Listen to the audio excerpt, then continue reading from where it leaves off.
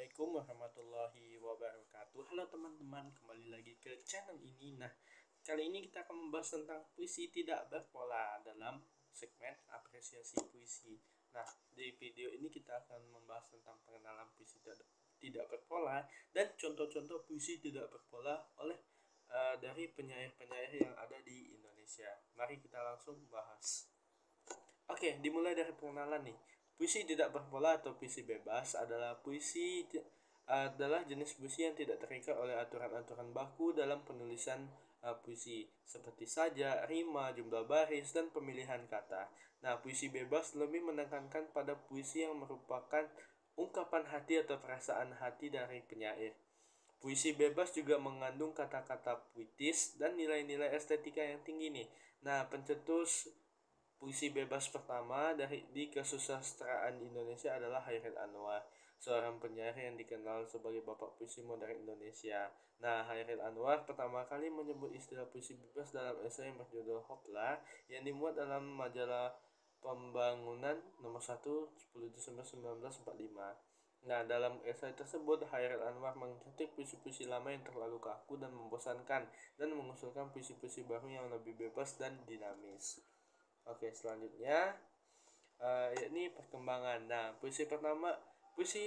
tahun pertama puisi bebas perkembangan di Indonesia adalah tahun 1930-an, bersamaan dengan kemunculan puisi gelap. Puisi gelap adalah puisi yang menggambarkan realitas sosial dan politik yang suram dan penuh pengerian di bawah penjajahan Belanda dan pada zaman Jepang, yakni pada masa-masa dijajahlah Indonesia pada saat itu ya.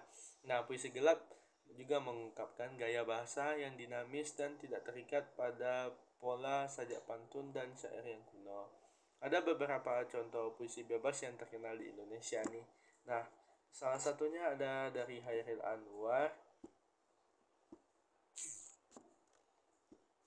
Nah, itu ada puisi tidak berpola yang dikarang oleh Chairil Anwar. Sebenarnya ada banyak ya. Namun, puisi penerimaan yang saya dapat ini adalah salah satu puisi bebas yang dikarang oleh Chairil Anwar, seorang penyair angkatan 45 yang dikenal sebagai bapak puisi modern Indonesia. Puisi ini menggambarkan tema perpisahan dan patah hati dalam sebuah hubungan nih. Puisi ini menggunakan bahasa tajam dan lugas serta gaya bahasa yang dinamis, kritis, dan ironis. Nah, puisinya ada di sebelah kanan.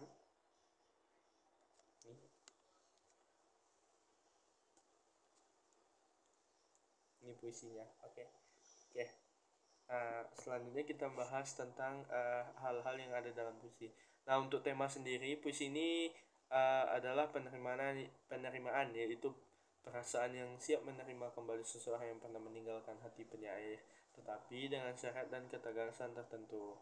Lalu diksi atau gaya bahasa, puisi ini menggunakan diksi atau pilihan kata yang sederhana, lugas, dan mudah dipahami. Amanat yang ada dalam puisi ini memiliki amanat atau pesan moral yang ingin disampaikan oleh penyair kepada pembaca, yaitu bahwa penerimaan adalah perasaan yang baik dan bijak, tetapi juga disertai dengan syarat dan ketegasan yang jelas. Nah, ada beberapa unsur lagi yang ada dalam puisi ini seperti tipografi dan lain-lainnya. Nah, kita mulai dari tipografi yang tidak sempat saya buat di dalam teks. Nah, tipografi pada puisi penerimaan karya Chairil Anwar ini memiliki jumlah baris untuk tiap bait yang berpola 2 1 2 1, yakni 2 baris untuk bait ganjil dan 1 baris untuk bait genap. Nah, Chairil pun menempatkan huruf kapital di setiap baris puisinya serta hanya menggunakan satu tanda seru pada lirik jangan tunduk, tenang, aku dengan berani. Oke. Selanjutnya itu ada kata konkret. Kata konkret pada puisi ini terdapat pada baris kelima, yakni bab kembang sari sudah terbagi. Nah, bisa dilihat itu ada di puisinya. Nah, pada baris ke-9 juga ada, yakni sedang dengan cermin aku enggan berbagi. Oke, bisa dilihat ya di baris terakhir. Nah, kembang selalu identik dengan perempuan nih. Namun, penambahan kata sari menunjukkan bahwa serbuk sari mudah sekali terbagi. Sedangkan cermin merupakan alat pantulan refleksi diri, yang artinya Hairil Anwar menegaskan dirinya tidak ingin berbagi atau dibagi sekalipun dengan bayangannya di cermin. Nah, hal tersebut termasuk ke dalam kata konkret yang ada di dalam puisi ini. Lalu kita masuk ke rima, yakni merupakan persamaan bunyi pada puisi, baik di awal puisi, di tengah maupun di akhir baris puisi. Nah, pada puisi penerimaan ini memiliki rima yang sama, yaitu dari awal puisi hingga akhir berakhiran huruf I. Nah, bisa dilihat ya. Oke, selanjutnya kita masuk ke puisi yang kedua dari karya Sutarji Kalzumbahri. Nah, saya mengambil puisi berjudul Doa. Puisi Doa untuk Muin Ahmad karya Sutarji Kalzumbahri adalah salah satu karya puisi bebas yang menggambarkan tema doa dan harapan untuk seorang sahabat yang meninggal dunia. Nah, puisi ini menggunakan tipografi yang tidak biasa, yaitu dengan menulis kata-kata secara vertikal dan horizontal, serta menggunakan tanda baca seperti titik dua, tanda kurung, dan tanda seru. Puisi ini juga menggunakan bahasa yang tajam lugas serta gaya bahasa yang dinamis dan kritis. Bisa dilihat ya, puisi atau inilah lirik mungkin lirik yang sebenarnya dari puisi ini terdapat banyak tanda seru, tanda titik dua dan ada tanda seru ya. Oke, kita mulai dari tipografi nih. Puisi menggunakan tipografi yang tidak biasa, yaitu menggunakan kata-kata secara vertikal dan horizontal, serta menggunakan tanda baca seperti titik dua, tanda kurung, dan tanda seru yang ada dalam puisi ini. Nah, tema yang ada dalam puisi ini merupakan doa dan harapan, yaitu perasaan yang ingin menyampaikan rasa hormat, cinta, dan penghargaan kepada seorang sahabat yang telah tiada.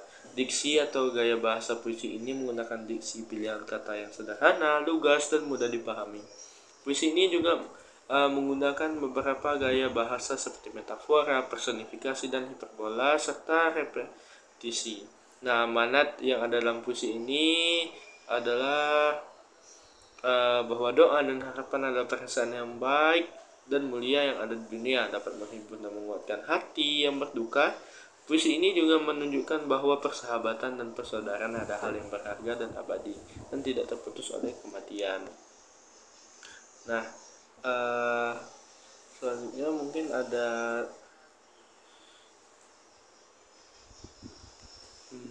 tentang puisi ini, latarnya tidak jelas. Mungkin latar mengapa puisi ini dibuat tentang sahabat dari Sutarji, yakni Muin Ahmad, yang seorang penyair sastrawan yang Indonesia meninggal pada tahun 1999. Nah, puisi Sutarji ini dibilang unik karena ya banyak sekali titik dua dalam puisi ini. Apa itu maknanya, hanya Sutarji sendirilah yang tahu maknanya. Jika dibedah lebih dalam, itu mungkin akan dapat maknanya. Namun ya kita hanya bisa menganalisis tanpa adanya bukti nyata. Hanya Sutarji dan Tuhan yang tahu arti dari puisi tersebut. Oke, setelah membaca dua puisi tidak berpola, saya mendapatkan perbedaan antara puisi berpola dan tidak berpola nih. Nah, puisi berpola dan tidak berpola adalah jenis puisi yang berbeda dalam hal bentuk dan aturan penulisannya. Pada puisi berpola adalah puisi yang mengikuti pola tertentu dalam hal rima, irama, jumlah baris, dan jumlah suku kata. Puisi berpola biasanya memiliki struktur yang kaku dan teratur, serta mengandalkan unsur bunyi dan ritme di dalamnya. Nah, puisi berpola itu ada di video saya sebelumnya tentang diagram puisi baru. Nah, itu ada tentang puisi berpola 1, 2, 3, 4, 5, 6, 7, 8, dan 14. Seperti yang kita tahu, puisi berpola ini memiliki contoh seperti pantun, syair, soneta, dan balada, dan lain-lain sebagainya. Nah, sedangkan puisi tidak berpola adalah puisi yang tidak terikat oleh pola ataupun hal rima, irama, dan jumlah baris dan jumlah suku kata. Puisi tidak berpola biasanya memiliki struktur yang bebas dan fleksibel, serta mengandalkan unsur makna dan imaji dalam puisinya. Nah, contoh puisi tidak berpola itu ada 2 yang tadi. Baik, sekian pembahasan kita pada kali ini. Semoga bermanfaat. Jika ada kesalahan, saya mohon maaf. Assalamualaikum warahmatullahi wabarakatuh.